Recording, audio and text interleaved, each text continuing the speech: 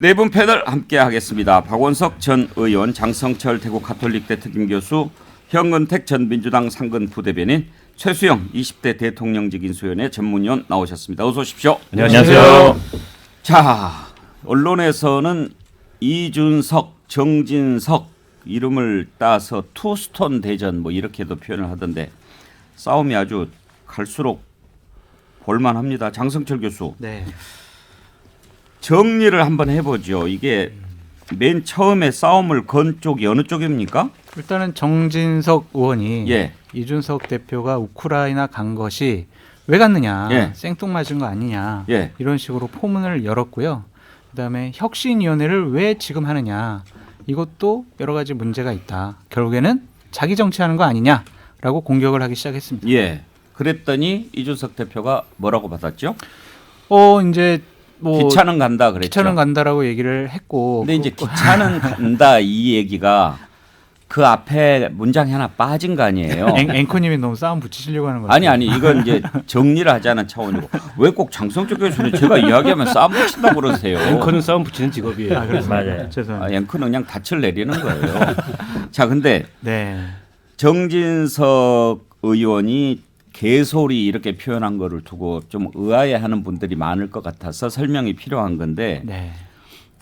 선배가 무슨 얘기하는 것을 개소리로 생각하고 그래서 개소리라고 했을까 그걸 궁금해하는 분들이 많은데 기차는 간다. 그렇죠. 그게 이제 개는 짖어도 기차는 간다 이런 표현들을 가끔 썼잖아요. 네, 예전에 김영삼 전 대통령께서 하셨던 말씀인데 이준석 대표는 개는 짖어도라는 것은 표현을 가로 안 안에다가 쓰죠. 넣고 네. 안 쓰고 그냥 기차는 간다 이런 식으로 표현을 했고요.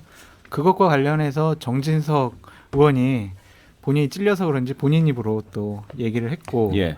또 이제 육모방망이까지 얘기가 나오면서 그 중간에 하나 빠졌어요. 뭐가 있습니까? 이제 개소리 이런 표현을 하니까 네.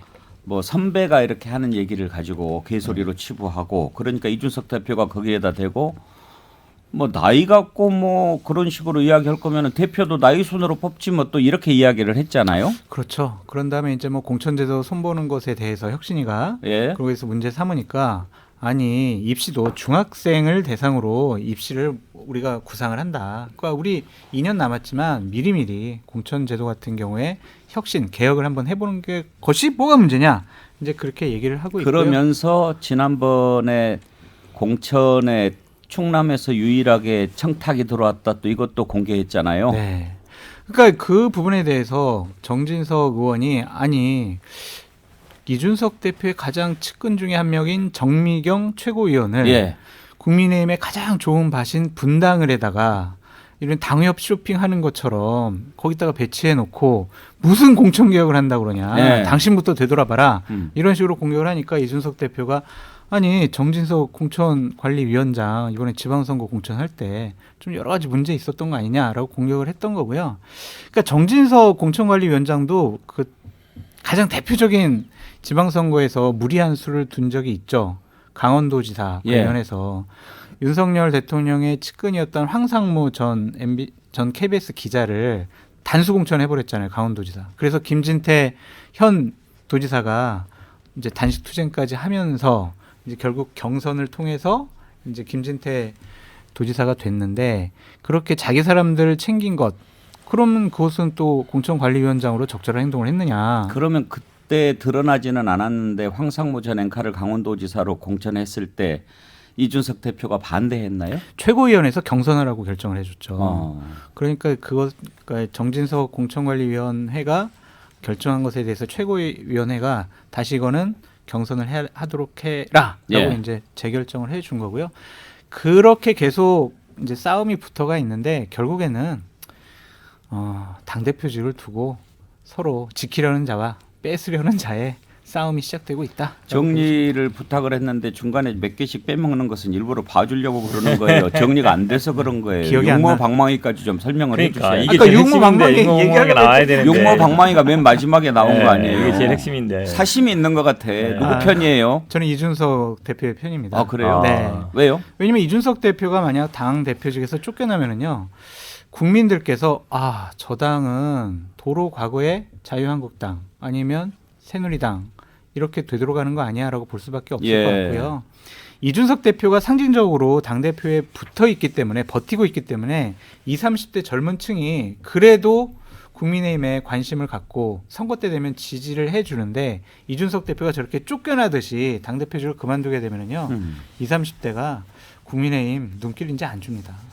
육모방망이를 우크라이나에서 무슨 뭐 선물을 육모방망이는 아닌데 이렇게 도깨비 방망이 같은 거를 선물을 했더라고요. 근데 이제 네. 그거를 찍어서 이렇게 보냈는데 이제 재미있는 게 박원석 의원 네.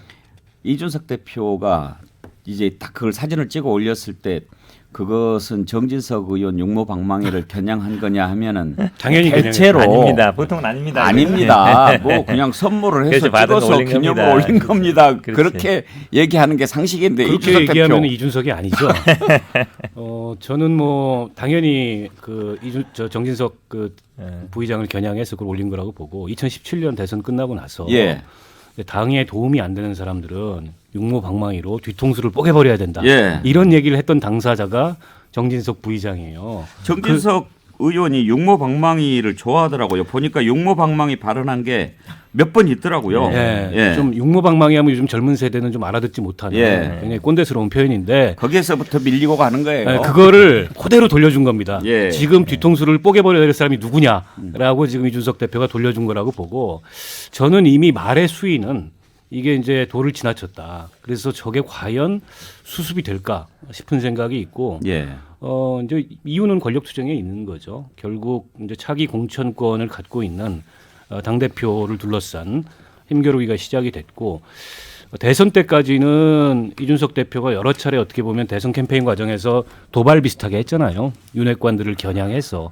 그러나 대선 과정에서는 어쨌든 내용이 격화되면 선거에 좋지 않기 때문에 참았던 면이 있고 또 이준석 후보가 어쨌든 여론의 이슈 주도권을 갖고 있으니까 어쩔 수 없이 그렇게 갔던 면이 있는데 이제 사냥이 끝났지 않습니까? 사냥개를 처리할 시간이 왔다. 기존의 이제 당내 기득권들이 이제 그런 생각을 하고 있는 것 같고요. 저도 장성철 교수하고 인식은 비슷해요. 지금 특히 2030을 비롯해서 젊은 층이 국민의힘이라는 보수 정당에 눈길을 주기 시작한 게 언제부터인가? 그게 이준석 당대표 예. 당선부터거든요. 맞습니다. 근데 만약 여기서 저런 식으로 이준석이 임기를 못 채우고 흔들어서 내려오게 되면 저는 이 보수 정당을 지지하는 상당수 젊은 층의 민심 위반이 있을 거고 뿐만 아니라 당의 어떤 문화랄까요? 또 이 당의 코드랄까?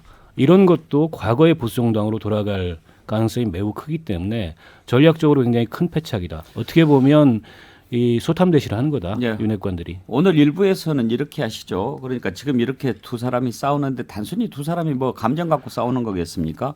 무언가가 있을 것 같은데 그 뒤에 있는 것이 무엇일지 오늘 네 분 패널들의 분석을 한번 들어보고 싶고 그리고 그러면 이 싸움이 어떻게 될까? 전개가 결과는 어떻게 될까? 한번 전망을 들어보도록 하겠습니다. 최수영 의원. 네. 이제 이준석 대표 마지막 글 지금 이제 돌아오고 있잖아요. 네. 마지막 글이 재미있더라고요. 흔들고 가만히 있으면 더 흔들고 흔들고 반응하면 싸가지 없다 그러고 자신들이 대표 때리면 훈수고 대표가 반박하면 내부 총질이고 이제 이렇게 썼어요. 그러면서 어줍자는 5대5 양비론 사양한다. 제가 잘못했다고 생각하는 부분은 야멸차게 비판하시고 누군가가 바꿔야 할 생각이 있다면 바꾸라고 지적하라. 당 대표를 몰아내자고 대선 때 방에서 기자들 들으라고 소리친 분을 꾹 참고 우대해서 공천관리위원장까지 맡기고 공관위원 전원 구성권까지 드렸으면 당 대표로서 할 수 있는 모든 예우는 다한 것 아니냐. 이 모든 걸 1년 동안 감내해 오면서 이 길을 가는 것은 그래도 정치 한번 바꿔보겠다고 처음 보수 정당에 눈길 준 젊은 세대가 눈에 밟혀서 그렇지 착각들 안 했으면 좋겠다. 인터넷이 끊기는 시간 동안 다들 안녕하시길 이렇게 적었어요. 이준석 대표가 젊어도 이 당 야당 제1야당 대표 맡았고 그 맡은 과정도 드라마틱했고 이제 또 여당 대표 됐잖아요. 그냥 얼른 생각하면은 참 젊은 성격에 누가 뭐라고 그러면 콱 물어버리고 뭐 이렇게만 볼 수 있지만 우리가 지금 이 두 사람 싸움 뒤쪽에서 벌어지고 있는 커다란 암투 이런 걸 한번 좀 봐야 되지 않겠어요? 저는 이제 이준석 대표, 그러니까 저도 기본적으로 이준석 대표를 흔들면 안 된다는 입장은 저도 동의합니다. 그런데 이준석 대표가 너무 싸움을 그 뇌관을 건드려 버려 초반에. 그러니까 혁신이 꺼낸 거는 저는 이해할 수 있어요. 그런데 거기 뭐라 그랬습니까? 공천제도의 개혁이라고 그랬잖아요. 예. 거기서 지금 총선이 아직 2년 남았는데 공천제도가 왜 나옵니까? 저는 그 뇌관을 건드리는 게 문제였다고 보는 겁니다. 그러니까 이쪽에서는 당연히 반응하죠. 네 임기나 잘 채우고 물러가면 될 일인데 네가 벌써 왜 공천 가지고 운운하냐 하고 지금 반발한 거예요. 그러니까 오히려 저는 이준석 대표가 당의 전반적 우리가 보수 정당에서 대중 정당으로 우리가 보다 더 거듭나야 되니까 여기다 혁신의 문제를 우리가 총괄적으로 한번 다뤄보자라고 했으면 되는데 거기서 공천 문제를 딱 건드리니까 그렇다면은 우리도 전면전이야라고 전 정진석 부의장이 나섰다고 보는 겁니다. 인맥관들이. 예. 자 그러면은 그 안철수 위원장 말 맞다나 어디 그 당의 혁신이 공천제도에만 있는 건 아니잖아요. 우리가 말하자면 중도 정당으로 거듭나고 약자를 보듬는 정당으로 거듭나는 그렇게 좀 포괄적으로 했으면 이준석 대표가 보다 더 큰 명분을 가졌을 텐데 공천을 건드리면서 전선을 저는 협소화시켰다. 예. 저는 그 점은 이준석 대표가 어쨌든 싸움을 명분 있게 걸지는 못했다는 생각이 들고 우크라이나로 간 건 저는 문제가 아니라고 봐요. 사실 그거는 뭐 호사가들이 입방아를 찔 문제지. 뭐 정당 대표가 나라의 국익을 위해서 여당 대표가 한번 간다는 건 뭐 여러 가지 해석은 있을 수 있으나 그건 그럴 수 있다고 봅니다. 그런데 이제 거기서 공천을 건드리면서 그러면 이준석 당대표 네가 내년 6월까지 다 임기 채우면서 너도 그러면 또다시 한번 도전해보겠다는 발판을 삼는 얘기 드러낸 거 아니야라고 이제 하니까 견제구가 된 건데 예. 저는 이제 그렇다면 이준석 대표가 과연 이걸 버틸 힘이 있느냐 저는 일단 맷집은 있다고 봐요. 전망은 좀 이따 해봅시다. 네, 네. 그러니까 어쨌든 저는 싸움의 본질이 그렇게 생각합니다. 네. 그런데 이제 현근택 대변인 네. 그 우크라이나 간 것을 맨 처음에 이제 걸어서 문제를 일으켰는데 이준석 대표가 왜 이렇게 강하게 나올까 하는 것은 본인 징계 문제 같은 것 이런 것들이 목을 조이고 있다고 본인은 느낄만 하잖아요. 아 그렇죠. 지금 핵심은 이 공천 문제가 아니라 이준석 대표를 몰아낼 거냐 말 거냐. 지금 이제 전당대회가 사실은 어찌 보면 내년 6월에 열려야 되잖아요. 그 전에 열릴 걸 전제로, 그러니까 이준석 대표는 그만둘 걸 전제로 이 얘기를 하고 있는 거거든요. 그러다 보니까 본인이 일단 그만두지 않겠다, 버티는 거거든요. 당대표로서의 권한이라는 게 그러면 예를 들어서 혁신하겠다든지 아니면 뭐 사실 공천 문제는 지금 얘기해봐야 아무 영향이 없다는 거 다 알아요. 내년 당대표가 되든지 아니면 총선 앞두고서 하는 것이지 지금 만들어도 바뀔 거 다 알잖아요. 다음에 당대표. 그러니까 핵심은 이준석 대표가 징계위 열어서 그러면 당대표를 그만둘 거냐 말 거냐. 어찌 보면 윤핵관 이런 사람들은 그만둬라. 그래서 좀 뭐 비대위를 가든지 해다가 내년에 이제 전당대회에서 다시 우리가 당대표 하겠다. 그럼 그때 하면 되는데 왜 계속 버티고 있느냐 이거거든요. 예. 그 핵심이기 때문에 근데 구도는 어쨌든 이준석 대표가 저는 유리하다고 봐요. 왜냐하면 민주당에서 항상 논란이 되는데 2년 보장을 한 적이 잘 없었거든요. 중간에 예. 비대위 하면서 가히 선거 지면 했는데 언제부턴가 2년 보장해줘야 돼 이렇게 가고 있거든요. 일단 우리 뭐 공직자도 마찬가지잖아요. 그 전에는 정권만 바뀌면 다 나가는데 그 전에 이제는 어쨌든 정권 바뀌어도 임기는 보장해줘야 돼. 이제 그렇게 가고 있거든요. 예. 그러니까 일단 임기가 남아 있고. 그럼 징계 문제도 물론 뭐 징계 의무도 문제되지만 그래도 선거 2번 이겼고 이랬는데 여당 대표를 징계해서 몰아내는 게 맞아? 그런 여론이 있거든요. 예, 분명히. 그래서 아마 싸움은 정진석 부의장이 걸었지만 흐름은 약간 이준석 대표한테 유리하게 흘러가고 있지 않은가. 명분 싸움 그렇게 봅니다. 왜 싸우느냐를 놓고 최수영 의원과 현근택 대변인이 분석이 다른 것 같아도 사실은 이게 서로 맞닿아 있기는 한 거죠. 왜냐하면 지금 대표가 2년 뒤 총선 공천권을 갖고 있지는 않지만 이 다음 대표는 공천권을 갖고 있기 때문에 이준석 대표가 만약에 이번에 끝나고 이 다음까지 또 나올 수도 있으니까 아예 지금 싹을 잘라야 뭐 공천 개혁하면 아무래도 중진 또 오래 한 사람들 이런 사람들이 좀 부담 갖는 거 아니에요, 장성철 교수? 그렇죠. 그러한 부분에 있어서 많은 논란이 분명히 있을 것 같고요. 저는 아까 현근택 대변인께서 말씀하신 것처럼 결국에는 윤리위원회에서 이준석 대표를 어떻게 처리할 것이냐를 결정하는 것, 그것이 가장 핵심 내관이라고 생각을 합니다. 6월 24일 날 윤리위원회에서는 이준석 대표를 당원권 정지 이상의 징계를 하겠다라는 지금 의지가 강하다라고 말씀을 드릴 수밖에 없는데 예. 저는 이준석 대표가 계속 윤리위원회를 통해서 압박을 받으면 윤리위원장을 해임할 수 있다라는 좀 생각이 듭니다. 국민의힘 당원당규 규정을 보면 윤리위원회 사임 해임에 대한 규정이 있거든요. 그것은 당대표가 최고위원회의 의결을 거쳐서 결정할 수 있는 부분이기 때문에 자신의 당대표직을 계속 유지하기 위해서는 여러 가지 무리가 있다고 생각하더라도 윤리위원장을 해임할 수 있다. 그렇게 되면 싸움은 정말 더 걷잡을 수가 없을 것 같다라는 생각이 듭니다. 그러면 장성철 교수 보시기에 지금 일단은 겉으로는 당권을 놓고 싸우는 거라고 보십니까? 아, 그럼요. 예. 지금 왜냐면요. 윤석열 대통령의 핵심 측근들, 당에 있는 분들은 우리가 당을 접수를 하자. 그래가지고 윤석열 정권의 성공을 위해서 뒷받침을 하자. 그거는 명분이고요. 본인들이 당권을 잡아서 2024년 공천에서 자기 사람들을 최대한 많이 공천해서 자기 세력들을 넓혀가고 또 그 다음번 2027년 대선 때에도 자신들이 정권을 재창출할 수 있겠다. 그렇게 생각을 하는 것 같아요. 그러면 정진석 의원이 이렇게 이준석 대표한테 물리고 핥히면서까지도 먼저 싸움을 건 것은 지금 당권 경쟁에 나와 있는 여러 후보들 가운데 맨 처음 자리를 선점하기 위한 거라고 보십니까? 전 두 가지 이유가 있다고 봐요. 하나는 인지도를 넓히기 위한 거라고 보여집니다. 예. 그러니까 당대표 선출하려면 결국에는 당원 50, 민심 50이잖아요. 그러면 정진석 의원에 대해서 국민들이 좀 잘 몰라요. 국회 부의장을 했지만 근데 최근에지만 4일 동안 언론의 집중적인 조명을 받고 있지 않습니까? 예. 어쨌든 이름이 많이 알려지고 있어요. 인지도가 많이 높아지고 있습니다. 그거는 정진석 의원이 노리는 효과 중에 하나다라는 예. 생각이 들고 또 하나는 당내의 다른 경쟁자들에게 내가 당대표 나갈 테니까 당신들은 접어.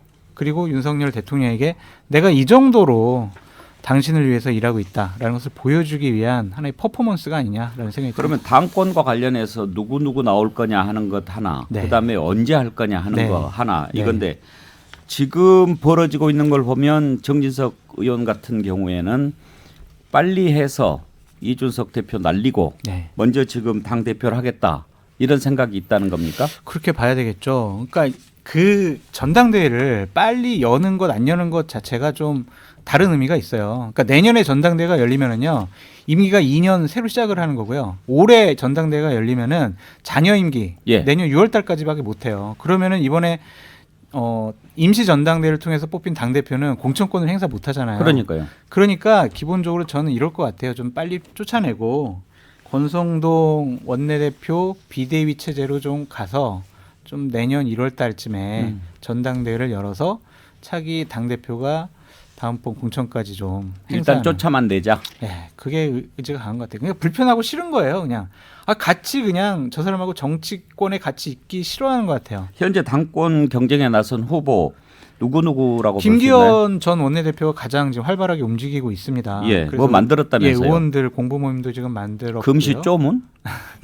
예. 참 장명도 참 잘하시죠. 예. 그리고 안철수 의원 같은 경우도 윤핵관들이 대통령께서 당권을 좀 임시적으로 맡길 생각이 있지 않을까라는 그런 추측들이 많이 있었고 예. 안철수 의원 같은 경우에는 인지도가 상당히 높기 때문에 당에서 윤석열 핵심 관계자들이 조금만 당원들 도움 주면은 당대표 될 가능성이 많을 것 같고요. 그다음에 정진석 예. 우리 전 국회 이 정도입니까? 부의장. 네, 요 세 분 정도로 보여집니다. 이 지점에서 최수영 교수 네. 이제 의문이 생기는 게 네.